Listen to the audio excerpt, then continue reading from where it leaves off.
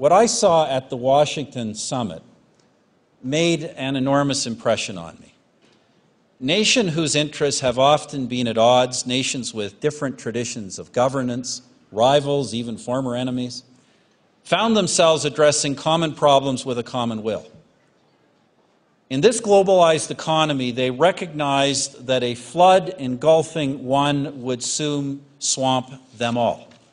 So even though 20-some leaders all represented sovereign states, they agreed to common and synchronized actions to chart the same course toward calmer waters.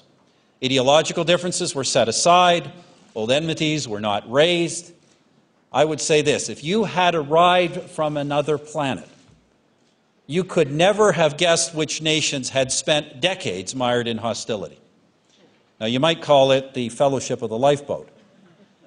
But, ladies and gentlemen, in that brief parting of the veil, I saw world leadership at its best, a glimpse of a hopeful future, one where we act together for the good of all, the world we have been trying to build since 1945, the world we want for our children and grandchildren. It shows it can be done if we act together, and I call this enlightened sovereignty.